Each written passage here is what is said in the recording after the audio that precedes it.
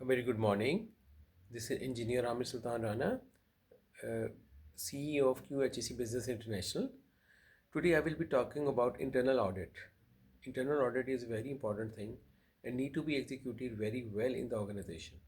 Internal audit has to be done in a proper way. The most important thing is need to have a internal audit planning.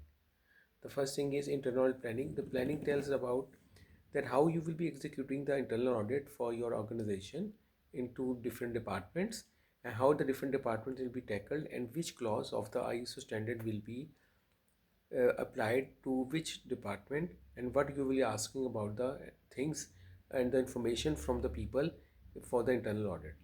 Then come the internal audit scope. In the internal audit scope, you tells about what is the scope, what areas you are covering of the standard. Are you covering complete standard? Are you covering कुछ few clauses? Are you covering a slight part of that? Are you covering some sub clauses? Whatever things are you covering, you need to put it in the scope. Then comes up internal audit team members. In the internal team members, you have to write down about all the team members which are present, which are going to do the internal audit, and they all have to be mentioned in the internal audit team members format.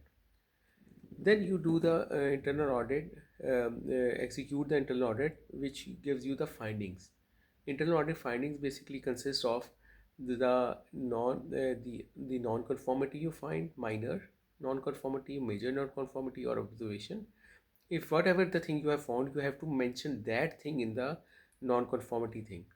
Then non-finding thing. In the finding thing, you do all the details.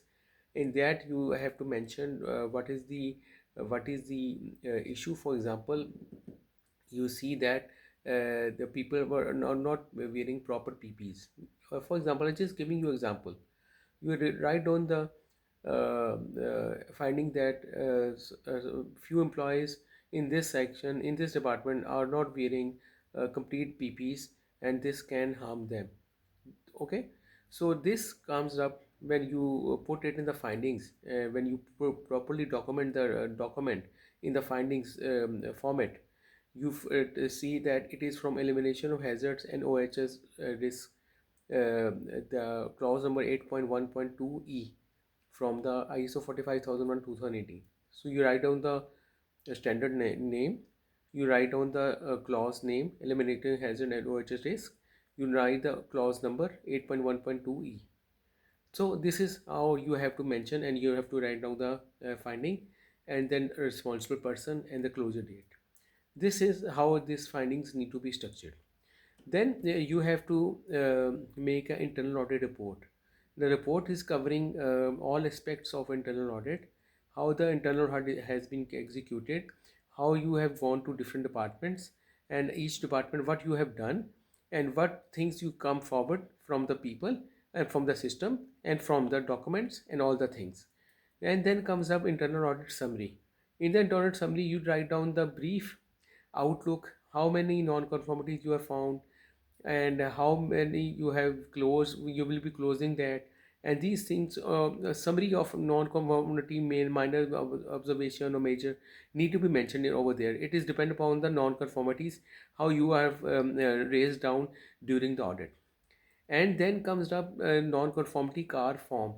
After you have completed this thing, the last thing comes up non-conformity car form, in which you write down all the details about each car, each finding you have done.